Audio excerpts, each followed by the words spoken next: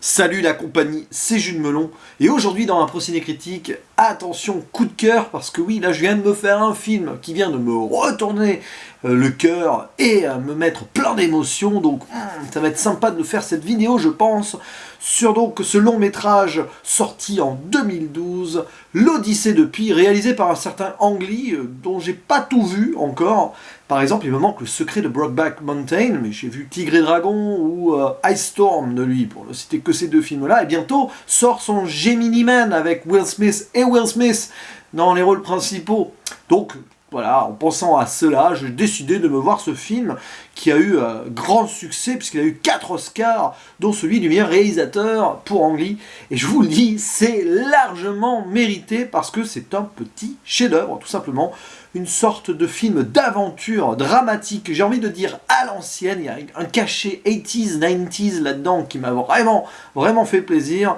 Une épopée épique qui raconte l'histoire d'un jeune garçon qui s'appelle Pi, ou Piscine en fait, qui donc est indien et qui va grandir donc dans un zoo possédé par son père, avant de devoir partir sur un gros paquebot parce que ils doivent déménager ailleurs, sauf que malheureusement il va se passer des choses terribles et il va se retrouver naufragé sur un canot de sauvetage pendant des jours et des jours en pleine mer, à devoir survivre avec entre autres un tigre. Donc ça c'est le résumé très large d'une histoire qui est racontée sous forme de narration au début de ce jeune homme qui est devenu en fait un adulte et qui donc converse avec un auteur de roman qui va écrire donc son histoire. Et d'ailleurs ce film est une adaptation de ce roman écrit. Vous voyez, c'est assez amusant comment c'est présenté, rien que ça c'est assez cool je trouve. Et puis voilà, bon, au casting, qu'est-ce qu'il y a comme casting? Des acteurs que je ne connaissais pas, notamment des jeunes indiens. Celui qui joue Pi adolescent apparaissant le plus longtemps dans le film, un certain Surai Sharma, qui est extraordinaire, tout simplement, dans ce rôle-là, totalement investi. Il y a aussi j'arrive pas à lire, Irfan Khan qui joue l'adulte, donc qui raconte tout ça, et le petit Pi est joué par un certain Ayush Tandon, voilà. Désolé si j'ai écorché les noms, mais en plus je suis assez loin de l'écran et j'ai allumé la grosse lumière parce qu'il fait très sombre dehors, donc ça éblouit un peu. Je commence à devenir vieux, j'ai les yeux qui fatiguent. Aussi, très important à noter au casting, donc, un caméo de Gérard Depardieu dans un chef de cuisine improbable dans le paquebot, un petit peu raciste et tout, voilà, c'est gratuit, il est là, et ouais, on sait pas pourquoi il est là, mais il est là. Il paraît qu'il y avait Tobey Maguire aussi, mais qu'il a été coupé au montage. Bref, film extraordinaire, qui a plein de thématiques passionnantes, évidemment, en premier lieu, celle de la religion. Parce que, enfant, le jeune Pi, donc qui s'appelait Piscine, et qui était raillé par les autres enfants, c'est un petit peu réfugié dans la religion. Mais quelle religion? Toute. En fait, il a navigué entre l'hindouisme, en prenant les millions de dieux de cette religion comme des super-héros. Voilà, il lisait ça comme des comics, quoi, presque. Enfin bon. Après, il s'est tourné vers le christianisme, un dieu unique, pour se rassurer. Puis ensuite, donc l'islam, presque le judaïsme aussi, même si c'est moins mentionné. Voilà, c'est assez amusant, fasciné donc par les croyances, et évidemment ça va l'aider dans son périple, dans sa survie sur la mer par la suite. Une thématique de la religion ainsi qui prendra une dimension encore plus grande, puisque forcément le signe du destin, Dieu qui va l'aider, ou parfois il va défier Dieu quand il est en mode désespoir ultime. Il y a une scène assez incroyable lors d'une tempête, alors qu'il est sur le canot, où on croirait voir le lieutenant Dan dans Forrest Gump, si vous voyez à peu près la scène de ce film culte. Voilà, c'est assez grand et tout. Alors évidemment, c'est religieux un petit peu tout ça, mais c'est traité d'une façon vraiment remarquable, je trouve, et ça passe crème. Voilà, c'est pas dans la surenchère et tout. D'autres thématiques, évidemment, l'écologie, puisque c'est un film profondément, j'en bafouille, très respectueux de la nature et des animaux. D'ailleurs, la famille de Pi est végétarienne, possède un zoo, certes, mais un zoo qui est plutôt bien entretenu, avec l'amour des animaux. Et donc le jeune Pi va s'efforcer à suivre ces préceptes-là, et a du mal quand il survit d'avoir à s'imaginer manger autre chose que des légumes. D'ailleurs, à un moment, quand il tue un poisson pour voilà, pas crever de faim, bah, il s'excuse, quoi. Donc c'est assez amusant. Et puis, bien sûr, les thématiques liées à la survie, quoi. L'espoir, le désespoir, l'évolution d'un personnage qui va faire ici une sorte de quête spirituelle en plein danger, aux frontières de la mort. Et cette évolution qui commence déjà donc très jeune, évidemment, quand il est petit et fasciné par la religion. Et puis il y a une dernière thématique sur laquelle je reviendrai en spoiler, la vérité. Voilà, parce que finalement, c'est un petit peu... vous savez, quand on lit un roman, notamment autobiographique, ou du moins avec un narrateur omniscient et interne au récit, il faut toujours accepter de croire ou pas ce qui est raconté. Et c'est un petit peu le cas ici, puisque il raconte pendant toute l'œuvre une histoire complètement rocambolesque qui lui est arrivée, avec une survie improbable, avec donc des animaux sur un canot, puis finalement un tigre qui va pas forcément l'attaquer, alors que voilà, qui va essayer de dompter, est-ce que c'est possible, tout ça machin, une survie complètement folle, en plus, quand on voit les images, c'est à la limite du rêve et de la fantaisie, quoi, clairement.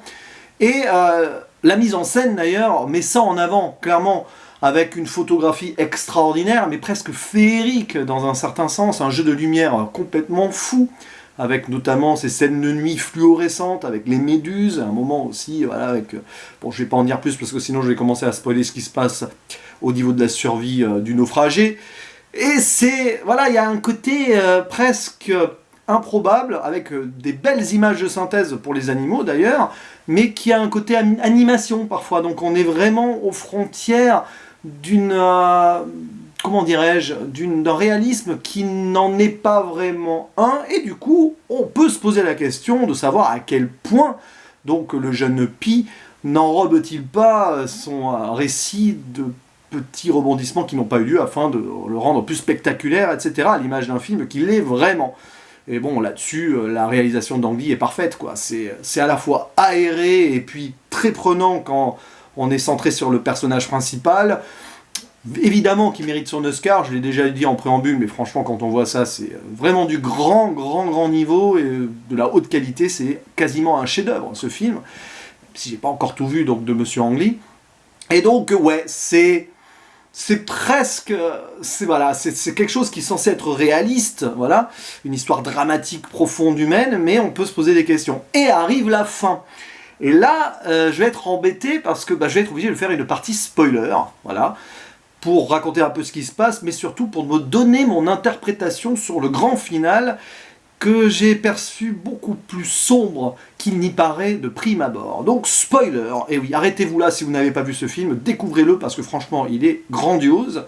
J'ai du mal à en parler là, je suis très ému, hein. C'est un petit peu plus rocambolesque que d'habitude comme un procès critique, mais bon, j'assume. Spoiler pour la fin. Alors avant donc d'introduire mon interprétation finale, il faut le dire, hein, voilà, il survit, il y a le tigre qui tue les autres animaux, tout ça, il arrive à le dompter, machin, ils apprennent à s'accepter, tout ça, c'est très très beau, voilà, c'est magnifique, c'est vraiment le lien entre l'homme et l'animal qui est ici décuplé, puis finalement, alors qu'il allait crever, il se retrouve sur une île flottante carnivore, oui, c'est là où ça devient complètement n'importe quoi, on est d'accord. Et voilà, il survit tant bien que mal avant ensuite d'être récupéré sur une vraie île par des personnes et donc sauvé alors que le tigre s'en va vivre sa vie dans la jungle, il est tout triste et tout alors qu'il devrait être heureux d'être vivant. Bon, au passage, il a quand même perdu sa famille, c'est profondément triste, oui, parce que je l'ai pas dit, mais le paquebot a coulé. Et à l'hôpital, il y a des gens qui viennent l'interviewer pour lui demander ce qui s'est passé. Donc là, il refait le récit qu'on a, donc le film, le récit qui fait adulte, à l'auteur du futur roman, et les gens ne croient pas du tout un seul mot de ce qu'il raconte. Et là, du coup, il s'invente peut-être une vérité plus dramatique en disant donc en fait, il n'était pas sur un canot avec des animaux, mais d'autres survivants, et que ces survivants se sont entretués, grosso modo, oui, il est pris par la faim, tout ça, et lui a dû tuer le dernier qui était devenu fou. Je simplifie un petit peu tout ça, et que du coup, il doit désormais apprendre à vivre avec le fait d'avoir tué, d'avoir renié l'amour de Dieu, tout ça, en faisant ça pour survivre, etc., etc. Et la façon dont il le raconte m'a écorché le cœur, c'était tellement puissant que j'ai du mal à croire qu'il ait joué l'acteur, enfin le personnage à ce moment-là, en racontant cela je sais pas si c'est des journalistes ou la police, je sais plus. J'ai du mal à croire qu'il ait feinté le machin. Et du coup, je me demande si c'est pas la vraie vérité, en fait, et que, oui, le jeune Pi a malheureusement vécu un drame beaucoup plus humain et terre-à-terre, mauvais jeu de mots avec la mère et tout, c'est pas drôle, bref, qu'il a en effet dû tuer pour survivre, et donc ensuite se retrouver sauvé par des gens, qu'il n'y a pas eu d'animaux, qu'il n'y a pas eu d'îles flottantes et compagnie, et qu'en fait, ce qu'on voit pendant le film, c'est une... on va dire, il s'est inventé une autre réalité afin de pouvoir vivre avec ce terrible moment qu'il a dû vivre, qu'il a connu, donc, c'est-à-dire tuer quelqu'un. Voilà, pour vivre avec, il a dû s'inventer ce côté profondément féerique, spectaculaire et rocambolesque, avec cette histoire de tigre et tout, pour continuer à vivre, tout simplement. Et en fait, ce qu'on voit dans le film, c'est quelque chose d'inventé, et moi je pense, et c'est mon interprétation, si j'ai tort, je ne sais pas, parce que j'ai pas du tout lu d'interview là-dessus, ni de théorie. Voilà, je fais cette vidéo pile après avoir vu le film sans en savoir plus. Et donc pour moi, oui, il a dû tuer. Et donc tout ce qu'on voit, c'est juste cette réalité qui s'est inventée pour pouvoir tout simplement oublier ce qui s'est passé. Voilà. Et ça serait d'autant plus fort, à mon avis, vu le côté dramatique quand même. Naufrage d'un paquebot, perte des repères, parce qu'il quitte quand même l'Inde, etc. Perte de la famille, etc.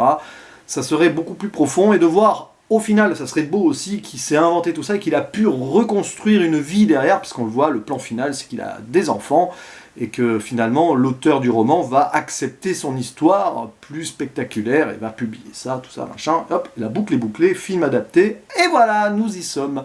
Alors je n'ai aucune idée de si c'est adapté de faits réels ou non, peu importe, mais voilà, j'avais envie de parler de ce film comme ça, et je l'ai fait avec cette partie spoiler finale. Si vous êtes là, c'est que vous avez vu, peut-être aussi aimé ce film-là.